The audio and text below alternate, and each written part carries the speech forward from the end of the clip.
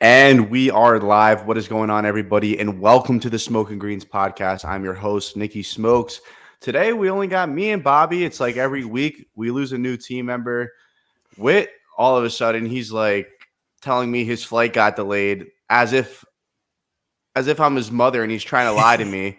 Like, bro, your flight's not delayed. You went to Ultra. You're probably still geeked, tripping sack.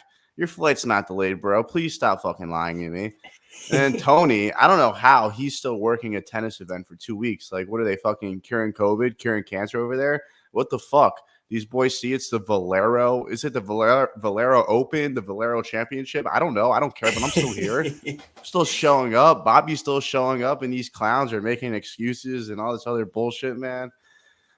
It is what it is.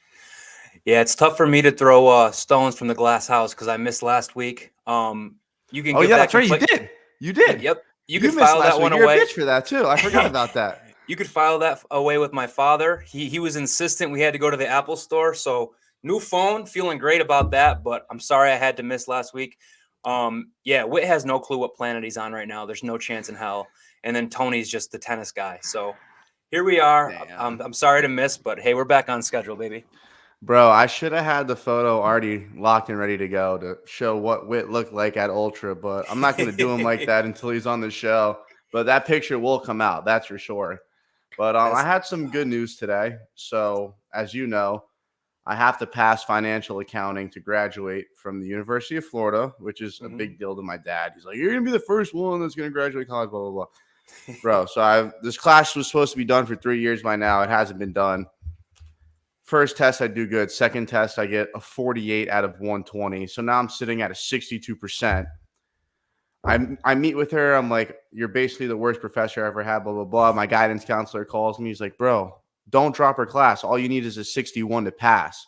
So I'm going to stick it out. But I'm going to let her know how I feel. So I created a Rate My Professor account just to roast her. And this is what I said. I said, "I made an account on here just to leave this review. She's by far the worst professor I've ever had in my life. Take the class somewhere else if you can." That's it. I think that's all you need. Short, sweet, and simple. Exactly. People don't want to read those long ass reviews. You know, when you go to Rate My Professor, you're looking to scroll quick, see what the deal is, and sign up. That's all you needed. Well, you know what the deal is now? Scotty Scheffler, the number one golfer in the entire world, rightfully so.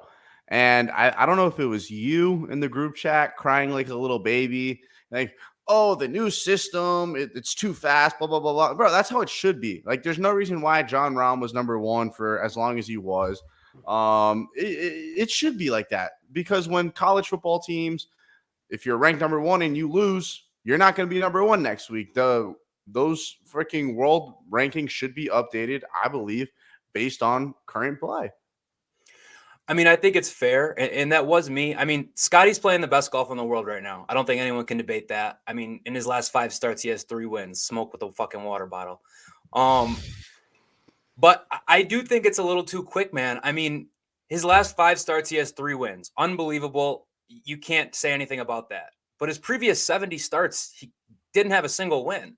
And now he's the 3rd fastest player to ever reach number 1 in the world. My argument, I can't really make one against him because I don't know who the fuck else would be number 1. That's my problem. It would be Rahm, I guess, and Rahm has been just kind of missing from action lately. So I do think it's quick for Scotty, but at the same time, he kind of picked his time at the perfect time because there's no other like stud right now that's even. I couldn't even make a case for anyone else, to be honest. Maybe Morikawa because he's got 2 majors and Scotty has 0. But stop it, man. I mean, he's never won a major. That's the number blasphemy. 1 golfer in the world's never won a major. Have you seen Colin Morikawa play golf the last couple months, bro? His season hasn't even started. His season starts next week, baby. Oh, my God. I've been hearing this for weeks and weeks and weeks. He was supposed to show up at the Players. Didn't make the cut. You got the bad draw. I'll die on the hill. It's okay. God. We'll keep this going all year. I'm fine with it. You might as well. I mean, it's your only hope. But, your boy Tiger. Bro, I've been on full Tiger alert. I got all these golf notifications on. I got Tiger Woods alerts on. I'm waiting for that announcement. There's people tracking his private jets. I mean, there's people spying on him, taking pictures at Medalist, which is his home course in Florida. He's out there working with Joey LaCava on the bag. That's his caddy. So they're getting some real sessions in. He's walking 18. And what does he do this morning? He loads the PJ up, brings Charlie along with him, which, by the way, 12-year-old Charlie Woods getting to step foot on Augusta for the first time. Can't even imagine that feeling. And they fly into Augusta to play around. I don't know if Joey was with him, his caddy, or not, but by the rules of Augusta, he wouldn't even be allowed to caddy for him anyways. If you play Augusta, you have to use their caddies.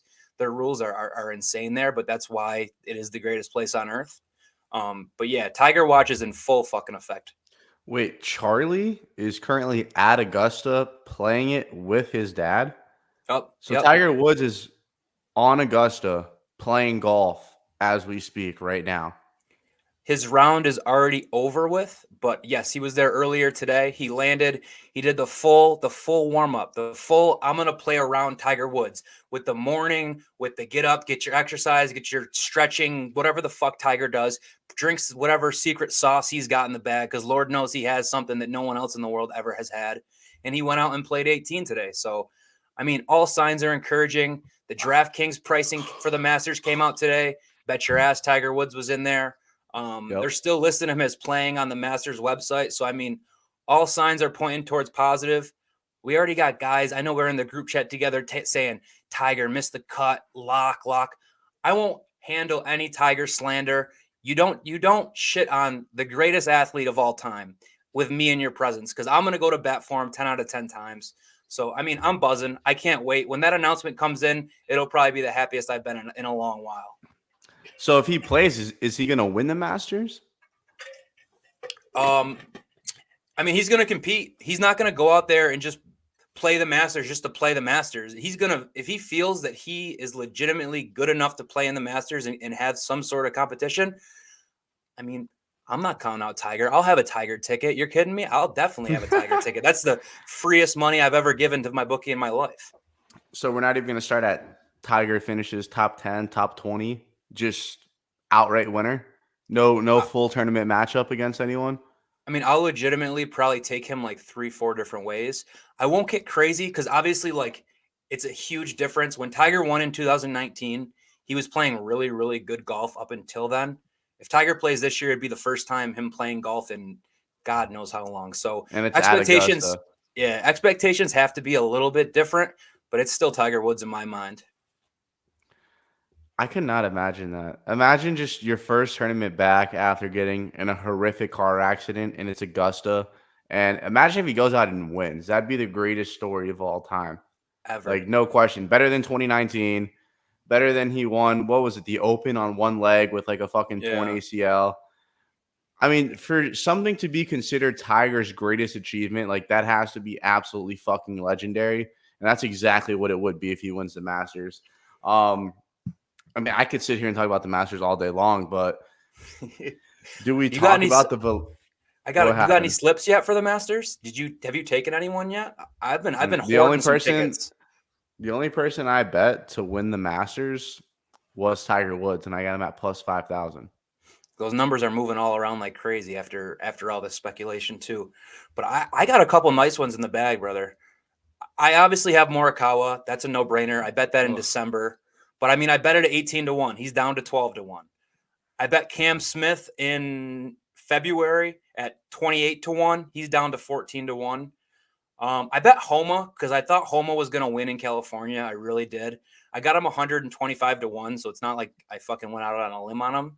And then, dude, Sunday, I'm sitting there Sunday on my couch watching Scotty Scheffler fucking dominate this Dell match play. So good. I pull up my book and I'm like, what are the chances they got Masters odds on there? They still had him listed 25-1 for the Masters. So you're damn straight. I snatched that up. And then now after he won that and he's number one in the world, he's all of a sudden down to 12-1. So, I mean, I got some beautiful numbers I'm sitting on. I'm going to look to add more. I think it could be a low-key Rory spot, but we'll get into that next week. That'd be wild if Rory wins it. But I'm looking at the lines right now. Jordan Spieth is plus 1,200. Is that a typo? Crazy, dude. Spieth always has these crazy odds. And it's like when he came up, obviously, people thought he was the next Tiger. He was winning everything. He's second quickest player to ever be ranked number one in the world.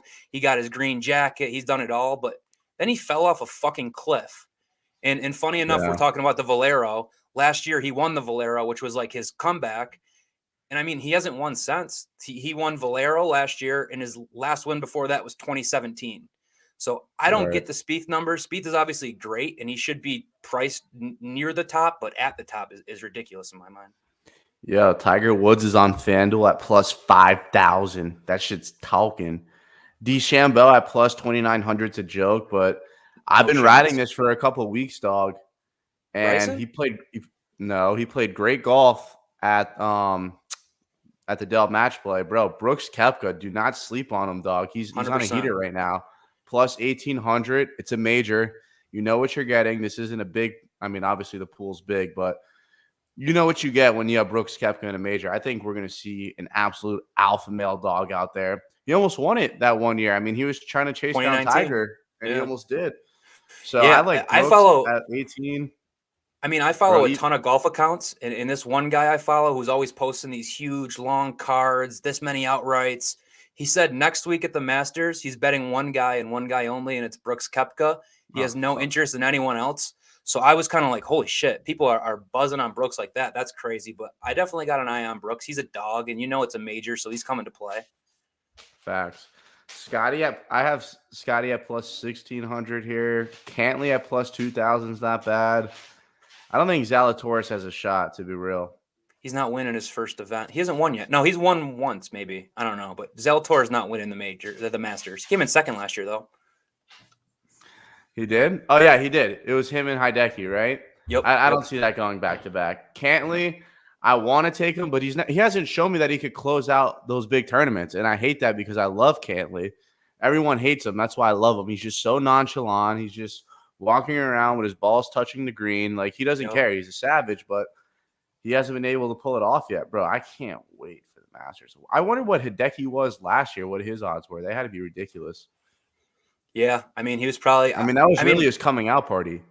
Yeah, I would guess he was probably in the 40s, 30s, 40s would be my guess. Just because Masters odds are so different. Like normal golf tournament, you see a couple guys in like the teens and then everyone else drops off. For the Masters, it's like everyone up top is in like 11, 12, 13, 14, 15, 16 That's to 1. weird. So, yeah, it's crazy. It's because it's very, very fucking rare for some random guy to go win the Masters. I mean, the only one I could really think of that was extremely. Yeah, Hideki was a little random, but I mean, like really random. I'm talking bottom of the field. I mean, Danny Willett won it in 2016, but that was a fucking wind fest where it was blowing like 30 miles per hour, and this fucking English or Irish, whatever he is, guy was able to just kind of beat everyone. But usually your winner comes from the top, and that's what's kind of cool about the Masters. So here's your last couple of winners: Hideki, DJ, Tiger, Patrick Reed, Sergio, Danny Willett, Jordan Spieth, Bubba, Adam Scott, Bubba. Bro, Bubba runs this shit. Bubba's a beast, Charles Schwartzel and Phil Mickelson. Those are your last 10 to 11 winners. I don't know how many I just read. Yo, that is wild. I mean, I wouldn't consider all of those guys like top of the charts. I mean, DJ in 2021 was. You said Tiger was in great form in 2019. You know what's funny about that is I wasn't even watching golf really in 2019, but me and my boy, we were in Gainesville. We were just on an absolute bender for like 3-4 days, and we decided to like go get mimosas and shit. We walk in and the fucking Masters are on, and everyone's watching it, and there's like this guy here like with his dad and shit, and we just keep ordering shots. We're getting fucked up, and now everyone knows Tiger Woods, so everyone's getting hype. And we're like, bro, if Tiger wins the fucking Masters, we're buying everyone here shots. This motherfucker won the Masters. Our bar tab was like $400 or $500. I didn't even have a single dollar on him, bro. So yeah, I'll never forget that. That was pretty legendary. But I was sitting in this fucking room crying like the fucking girl when he won. I'll never forget that. That was the greatest crying. Greatest sports moment in the history of sports that I've ever watched. Not even close. There's not even a close second. Not even one that comes to mind. You hate. Obviously, we hate the Patriots as Dolphin fans, but that comeback against the Falcons might be the greatest one. Or LeBron 3-1 coming back against Curry and the Warriors. Like, it's up there for sure. Yeah, for sure. I was more so talking like personal, like for like attachment, because all my fucking teams are so fucking bad. It's bro, like you got to tell the people. You got to tell the people. Bobby is a diehard fan, but listen to his teams, bro. Listen to his teams. I mean, you see number one behind me, the Miami Dolphins that are terrible. We got the Michigan Wolverines for college sports, and I mean, we won a Big Ten title this year. It's probably the happiest I've ever been as a Michigan fan. Other than that, complete and utter disappointment. Yep. I like the Baltimore Orioles for baseball, which is probably the worst franchise in all of sports. Yes. Then you flip it over to the Buffalo Sabres, which are probably the second worst franchise in all of sports. And I don't know why I do it. I don't know why I keep coming back, but at least it shows maybe my loyalty, my commitment. I don't know. It's got to show something good about me that I keep coming back to watch these sports just to get disappointed. Bro, I don't know how you do it. I mean, I do know how you do it, honestly, from the Dolphins' perspective, at least. But bro, I'm still looking. I can't get my eyes off these odds for the Masters. This name is just jumping at me. Sam Burns, dog. He's on a Yeah. fucking tear, dude. I'm taking Burns and Brooks, and I'm calling it a day. There's just nothing better than sitting on your couch for 4 days, getting absolutely fucking tossed to the Masters. Yeah, dude, it's the best. For some reason, because I posted the picture when the DraftKings came out of the Tiger Woods pricing just to show he was in the field. Next to Sam Burns' name, it said out. But I did some Googling and I didn't see anything indicating he wouldn't be playing. I don't know if that was just a mistake on DraftKings' part, but that picture I posted earlier did show for some reason Sam Burns was out. But I bet that was just a typo or something. Yeah, he has to be playing. If he's not, it has to be injury related or something, or maybe someone passed away, God forbid. But he's on fire right now. If he didn't play in the Masters, he'd be doing himself a huge disservice. But we got to talk a little bit about the match play, I guess. Scotty Scheffler goes out there, gets it done. Got to tip my cap to Kiz, bro. He's a match play fucking savage. He's like me when I'm just sitting by myself, cooking up fucking butter locks, parlays when I don't tell anyone. 1-on-1, just me versus the book. None of my boys are on the same bets, mushing my shit. I'm like Kevin Kisner, and I feel like Kevin Kisner is one of the greatest match play players of all time. And I know Riggs was being a little bitch. He's like, "Oh, I'm not rooting for Team USA because they don't have Kisner." Blah, blah, blah, blah. Shut up, dude. That was the greatest team ever assembled. But bro, I gotta give him credit, dog. Freaking, he's a beast. Yeah, dude, Kisner is fucking nice, and it was awesome. He said something. I think it was after I don't know what round it was after, but Kisner was just like, they were like, why are you so annoying to like play against? Like you talk a lot of shit, or like, what's your deal? Why are you so hard? He goes, well, I'm annoying to play against because I drive the ball to the fairway, I hit my approach shot to the green, and then I make the putt. And I thought that was the fucking coolest comment of all time. But Dell last week was sad for me because my boy hit me up and he FaceTimes me and he said, I want to take an outright. I want one guy in each quadrant of the bracket. So I said, okay, word. I'm on 3 guys. So I gave him my 3 guys.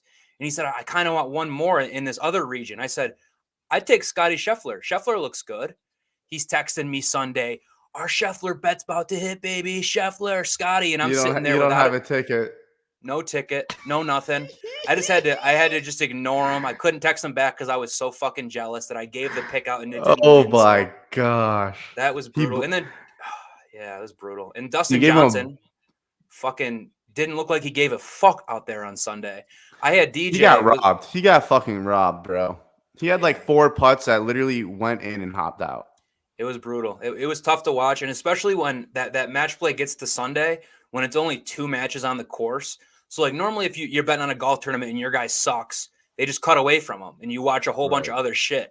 But I'm just getting tormented with DJ just getting pounded all day long. He had a pretty fucking epic comeback run where he got it. He went from 5 shots down to 2 shots down, but couldn't get it done. Match play is awesome though. I think we need more match play. I love it. I love match play. I absolutely love it. Did you see what Kiz did to Scotty when he was like 3 down?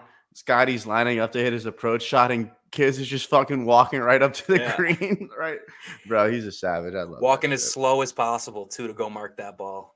I love it, bro. I think match play shows you who the real savages are in golf, and it makes it more almost like less so individual, you know, like everyone's just fighting against par the whole time, then you add up your score at the end, whatever. But this, it's like mano y mano, like it's me versus you for 18 holes. Facts. Best man wins. I love that shit because when I go to these tournaments and it's not match play, obviously, I mean, these guys are obviously competing to shoot a great score, but it's not like they have animosity with each other until maybe it's like a final grouping on Sunday or something. But from Wednesday until Sunday, it was mano a mano, dog versus dog.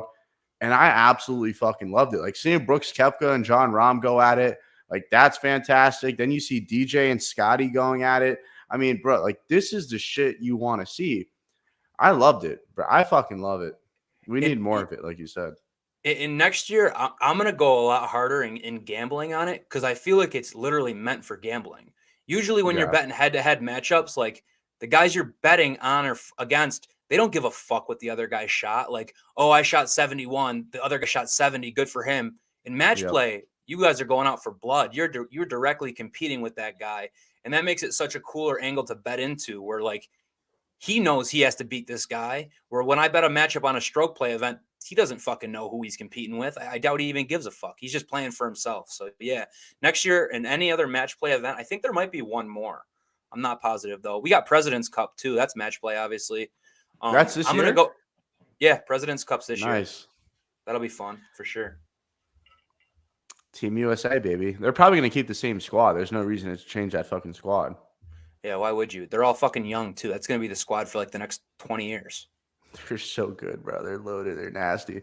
All right, but let's talk about the fucking Valero. I'm seeing Rory McIlroy's up here at plus 700, but he's at Augusta right now. But I think me and you are overthinking that. The guy's a fucking absolutely loaded millionaire. He's going to hop on his PJ. He's going to take his 1 hour flight while he's sipping Don Julio on the plane or whatever the hell he drinks in Northern Ireland. He'll be fine. Then you got Jordan Spieth at plus 1100. I don't know what I'm missing, but Jordan Spieth didn't even show up in Texas. I know this one is in Texas as well. He didn't show up last week. He got absolutely freaking crop dusted. I think he won maybe one matchup. Corey Connors plus 1600. DeChambeau plus 2400. Answer 2100. Woodland 3100. Bro, Hideki's playing in this. I'm kind of surprised at the names in this field considering the Masters are next week, bro. Yeah, there's I a couple read your ones, text and you were like, who cares about this tournament? But it kind of looks like a lot of people do. I mean, there's some pretty nice names in here. Yeah, it's definitely not bad. It's a ton of Texas like alum. There's so many guys that went to Texas that are in this thing. And I mean, it's still $7.9 million purse at stake. So it's not like, I mean, it's a big payday. The winner's getting a 1.4 milli. So, I mean, it's definitely worth competing for, especially when you're one of the younger guys that's kind of hungry. Exactly. You want a course preview on this motherfucker? If you have one, of course. Drop it. So San Antonio, it's at TPC San Antonio is the golf course. Par 72, classic par 72, 4 par 3s, 4 par 5s. The par 5s are fucking massive. 3 of them are over 600 yards. And then there's 2 par 4s that are just about 400. Yeah, there's over 600? 3 of them, yeah. 600 yards? Yeah. It's crazy, bro. Dude, I would shoot a fucking 12. Literally, I don't swing a driver. Like I hit 5-iron off the tee because I can't hit my fucking driver. I'm a bitch. So how many 5-irons would it take to get to 600? 3 stripes. I hit it 3 stripes, but that's not gonna happen. It's like stripe, top, worm burner that rolls 150, fucking 200. My bad, bro. I'm shook. 600. I don't think I've heard that all year. Yeah, when I was reading it, I was pretty shook too because I saw the length. So the length 7,435. So I was like, God damn, there's some long ass holes on here. And then I looked at the par 5 length. Yeah, they're crazy. But the thing about this course especially is, it's super tight. Fairways are super tight. So I mean, driving distance definitely is important. But if you're not hitting it in the fairway, there's shit all over this course out to the right and the left that are just like trees and like penalty areas and shit. So hitting it far, yeah. Hitting it far gives you the advantage, but I would say hitting it straight is probably more important. Bro, did you see the I don't mean to cut you off, but did you see the video of Rory playing at Valero and his ball's right by a rock and he can't move it because like the ball's gonna move or some shit? So he goes ahead and he swings it and it basically goes right at this guy. The guy jumps out of the way and lands in a fucking cactus. And you just see the camera cut to this guy with cactuses all up in his arms and shit, bro. It was fucking hilarious. I've never seen that. If you see that again, send that shit to me. I gotta find it. Dude, I think it's weird that they're still playing at this course because this is a Greg Norman designed golf course, and Greg Norman's the head of the fucking Saudi league. So I think in a couple years they're going to stop playing this event and just get rid of Greg Norman altogether. Another Texas event similar to some of these Florida ones where weather really dictates the golf course. If there's strong winds, it's going to be a much lower score. One of the crazier things I saw too was it said 19% of all approach shots at this golf course come from 250 yards plus. So I mean, guys are hitting 3 woods into these greens, and the greens are not bad, but the edges of them are all shaved down. So your ball's going to get on the green, roll, and then roll way the fuck off. So hitting the green here is imperative, or else you're just not going to score well. And then quickly, some of the last winners. Spieth, I talked about it earlier. This was his breakthrough last year. He shot minus 18. He was at 16-1. COVID year in 2020. And then I'll go through them quick. Corey Connors, Andrew Landry. I had to Google who Andrew Landry was, the 2018 winner. Kevin Chappell won in 2017. Charlie Hoffman won in 2016. People refer to this place as the fucking Charlie Hoffman Open. I mean, this guy, let me look at, he's got 2 third places, 3 runner-ups, and a win. So Charlie Hoffman comes to fucking play at this place. And then in 15 was Jimmy Walker. So there's a little course preview for you. Well, that's why Connors is plus 1,600 and Spieth is plus 1,100. I tell you what, though, man, I'm surprised Spieth. I mean, I remember watching it last year and he balled. But just from hearing your course breakdown, like this sounds like Spieth's worst nightmare. He's not good off the tee. He's not accurate off the tee. If his irons are dialed, he's dialed. That's what it was last year. Now that I'm like my memory's being jogged, he was playing this event and he was just putting the fucking ball 2, 3, 4, 5, 6 feet from the fucking pin. He was dialed in. It was his best driver performance ever at this event. He's never hit a driver better in his career than he did this week, which is exactly like you said. You think narrow off the tee, got to hit a fairway. You're like, I'm not picking fucking Jordan Spieth to do that, but he did it last year. It was his breakthrough, so we'll see what he's got this year. Sounds like a Bryson spot, to be real. It really does. I'm still worried about his injury, man. He's looking good. He's getting better, but he's such a bitch that when he starts like getting a little behind, I feel like he just milks the injury, and you'll start seeing him hold the back and all that. So I'm off Bryson until further notice. You got any fucking winners for this thing? Yes, sir. I got 5 of them. I took 5. So damn. Abe Answer. He balled out last week. He looked great last week. He's 22-1 on match play, bro. Beast on match play. Lives in San Antonio, so he's going to be sleeping in his own bed for this one. His 2 biggest strengths in his golf game are accuracy off the tee and approach shots. So, I mean, you want to talk about course fit? That's perfect. Next up on my list was Chris Kirk. Got him 30-1. He's playing great. I mean, his last 3 starts, he had a 5th and a 7th mixed in there. He loves playing here. He's got a 13th, 2 8th places, a 6th. He's pretty accurate and he's pretty good on approach. So I like Chris Kirk there, 30-1. And then this one's a motivational play. So Mav McNeely, I got him 35-1. He's the highest ranked player in this field that is not qualified for Augusta.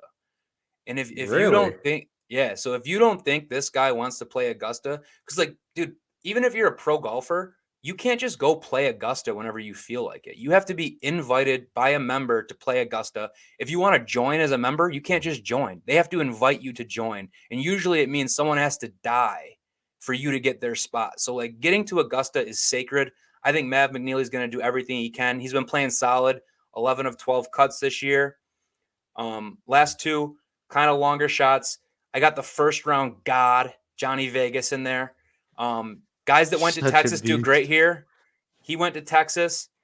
He finished 4th last week. He wasn't playing the match play. He was playing the whatever the fuck it was. He finished in 4th, played really well. And then last but not least, I already said it, man. They call this thing the Charlie Hoffman Open. If you don't think I'm going to sprinkle a couple beans on him at 75-1, you're kidding yourself because he just loves his play. Something about it. Yes, sir. I love it. You? I don't know, man. I mean, I got a couple. I'm going to have to go with Bryson plus 2,400.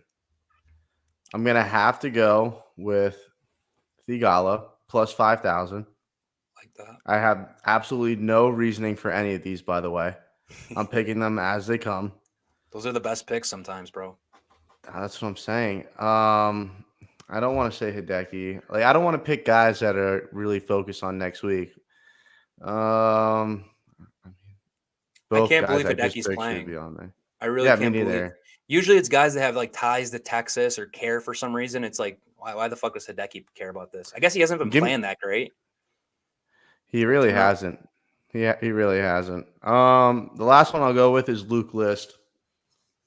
I fuck That's with it. that. So we got Luke List, Bryson, and who's my last one? Digala. Those are my Yep. three. Bigala. Bang bang chicken and shrimp. All right, we'll do some finishing positions. So like top 10s, top 20s, Mm-hmm. top 30s. I'll start here top 30. I'm gonna take Charlie Hoffman top 30 just because you called it the Charlie Hoffman Open. I'm gonna fucking take it. You better fucking make it. You're looking at minus 110 right there.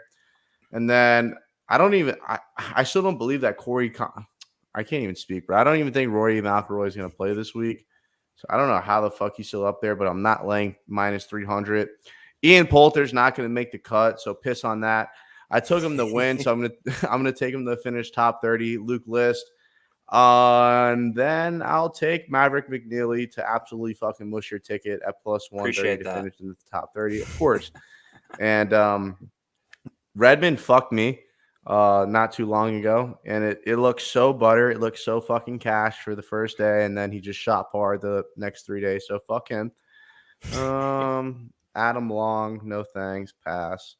I want a fucking savage, like a long shot top 30 that actually has some life for some reason. Give me Brendan Todd plus 320. The Toad. The Toad. Talk The about fucking driving toad. accuracy. That guy hits it like 230, but right down the middle every time, like my grandpa. Actually 230 down the cock every time. No, it's a little longer, but he's just short, straight. He bunts it out there. Fuck. That's not bad though. You want to be in position rather than being in the trees. And one more thing, I had to bring this up.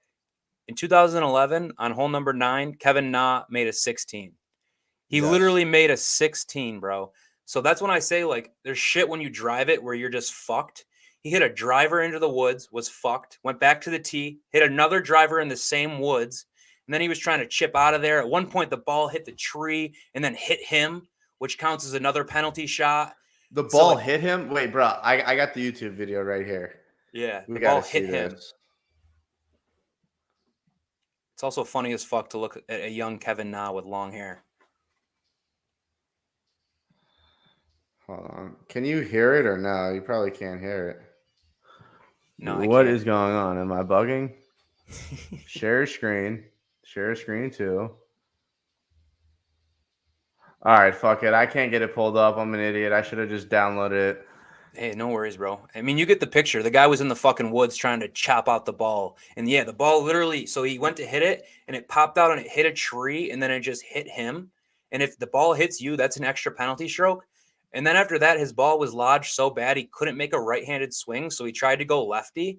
His first lefty swing, he missed the ball completely, which still counts as a stroke because he was trying Wait, to if hit you it. miss completely, it's a stroke? Yes. If you're intending to hit the ball, yes. So he completely Dude, whiffed it. Another stroke there. I my mean, and then, handicap is off. yo, you're not swinging and missing. Don't tell me that. Nah, I'm not. I'm not. Sometimes. I did it once last year, dude, at a If country if, club I, on if the I'm first if I'm hole. faded or if I'm pissed off and I'm just trying to let one rip, I'll miss it, motherfucker. No, I I'll hear miss it you. once. All right. So getting back to my top 20s, I just had 2 top 20s. I kind of wish I had top 30s. That sounds just a little bit nicer, but FanDuel. yeah, FanDuel. I got Doug Gim. So Doug Gim plus 350. That's another Texas Longhorn. His last time out was at the Bro. You're just going through the whole University Mhm. of Texas golf team. I wish Was that Scotty the Scheffler was motto? playing so I could take him too. He went to Texas too? UT. Holy shit. They got a fucking program Spieth over went to there. Texas. No Yeah. shit.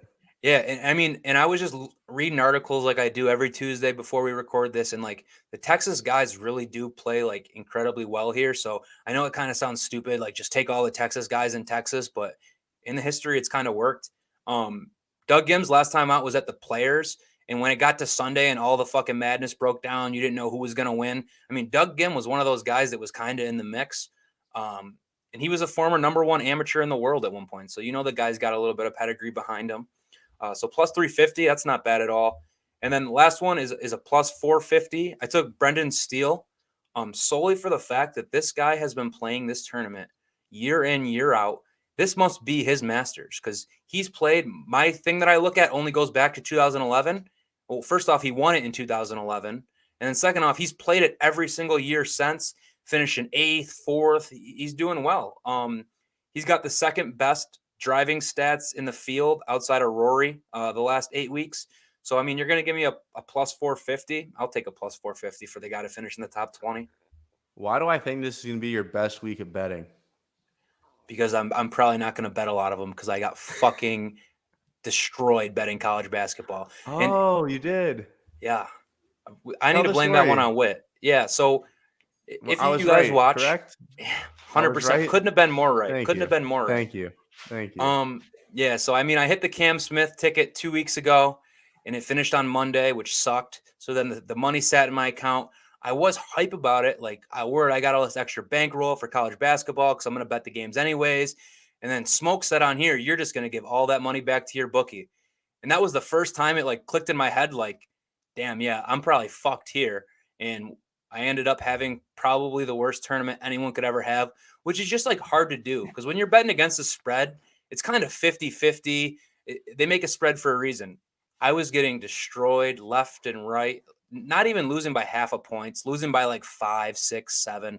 It was brutal. So I'm glad fucking basketball's over. I'm not betting the national championship.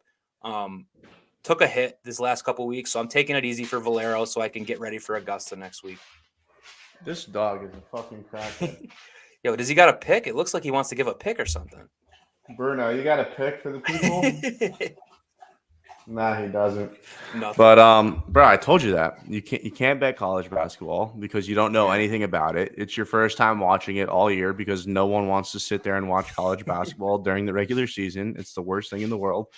And then you're like, oh, March Madness, let me buy into the hype. Let me do this. Let me just, for sure, Cam Smith. Let me just cash my outright ticket but not get paid because it rolls over and let me bet on a sport that I have no idea what's going on in and get absolutely manhandled. So that's what you deserve.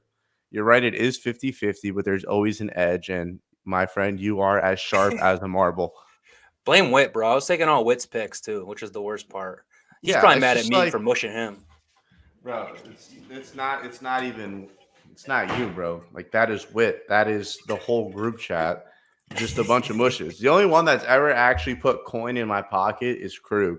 Krug on UFC, I'll tail him. And we were just on the boat on Sunday. I wasn't with Krug, but they had that UFC fight night, whatever. And like, I just need picks. So he sends me 3 of them. The first one loses. I'm like, there's no way you go 0 for 3. So I double down on the next guy. He hits. Or he might have lost. No. So the first guy lost. So there's no way you go 0 for 2 or 0 for 3. And then the second guy, he lost the first round, so I was nervous. And then he got the knockout. Yeah. But by then I had already fucking triple maxed the last guy because I thought it was over after round 1, like an absolute mush, like I do on golf. I think my bets are over on Thursday, then I end up cashing. But yeah. So long story short, Krug's the fucking goat when it comes to that shit. We got a couple more Valero picks to give out. So I love this make miss cut shit. Mm-hmm. All right, so to miss the cut, because there's something about sizing people that just gets me going. Not disrespectfully, but in a betting perspective. Ian Poulter, gotta fade him. Probably one of the shortest guys on the entire tour. Fading him into oblivion. Missed the cut. Please, thanks. What kind of number you have on that? Does it have one? Do you have one? Yes. If not, it's all good. Plus 138. That's not bad. Nope. Then I'm going to do Rory McIlroy plus 350, misses the cut. Everyone's going to be like, what's wrong with Rory? What's wrong with Rory? He's not ready for Augusta. Then he's going to go out and finish top 10 at Augusta. So he's going to miss the cut this week because he doesn't really care about this tournament. And then the last person I have to miss the cut,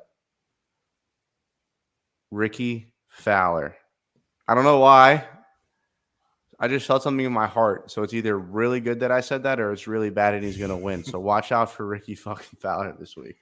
The last clip I've seen of Ricky Fowler was him playing in a 4-man scramble with Dave Portnoy. So who knows what the fuck that guy's been doing. He's playing charity events at this rate. So I don't hate that one bit. Good for I don't. him. Yeah, I don't have any cut bets. I do have some head-to-heads. And I'm Okay. also fading Rory for the same reasons. I mean, he doesn't really give a fuck. He's in Augusta. He must have some sort of sponsorship that's like making him go to this. Because why wouldn't he just stay in Georgia all week, play Augusta a billion times? I don't understand it. But give me Spieth over Rory, and you're getting a plus 135. I love that. And then this is the payback matchup. So in the match play last week at Dell, Answer was rolling, playing unbelievable. He absolutely destroyed Morikawa, like embarrassed Shit Morikawa. on him. And then next round, he ran into the Canadian Corey Connors, and Corey Connors took his lunch. This week, I'm betting on payback. Give me Answer over Connors, Love plus that. 120. Yeah, I like that one. I'm gonna play that one. Then I got your boy Thigala over Yes. Hogard, but it's not Nikolai Hogard. It's his brother Rasmus. So He's this probably guy's worse. yes, and I think they might even be twins, to be honest. I'm not sure. But he's not as good as his brother. You're going to give me Thigala, who's been grinding all year, having results against a guy who just is in this field because everyone's getting ready for the Masters, and it's only minus 120. I'll take Sahith Thigala there for sure. And last but not least, I'm riding the Richard Bland trade, man. What a story for him to get out of the group last week, made some noise, and then did he beat Rahm, right? Richard Bland beat No, Rahm Koepka beat Rahm. in the group play, though. I In the mean, groupings, yes. yeah, dude. I mean, this guy beat Rahm last week. This guy, he's old as dirt. He's 49, but he just loves playing golf. I thought his story was cool, so this might be like an emotional sucker play. But I'm taking Richard Bland over Lee Westwood plus 105. Get it done, Richard. There you go. Well, I'm taking this one just because it's going to be over quick. That's how I like it. If you heard what I just said, I bet both of these guys to miss the cut. So who's going to have the better score at the missed cut line? Give me Ian Poulter over Ricky Fowler, minus 126. I hope this one's done by fucking Friday, and I'm done with it. Give me +2 versus +5 all day. Then I'm taking Luke List over Kuchar. I'm laying fat juice minus 164. Not thrilled about it, but sometimes you got to suck the juice. Pause. I'm not going to bet this Jason Day Mcneely matchup just because I really don't have any clue what's going to go down there. Russell Knox over Jonathan Vegas. I'll take that plus 112. And last but not least, I feel like I should take this, but I'm going to regret taking it. I'm going to take Tony Finau. I feel like he's due for one good round of golf. Like, I can't tell you the last time he's put together a good round of golf. Take him plus 112 over Siwoo Kim. Fuck him. We ball. So those are my fucking picks, bro. I mean, I'm surprised I even have that many for the Valero, to be real. It's not bad at all, but I mean, next week's the week, baby. Next week is the week. Next week is the week. We'll end it right there with that. I'm your host, Nikki Smokes, joined by Bobby, and you are listening to the Smoking Greens podcast. Thank you guys for joining, and we will see you guys next week. Peace.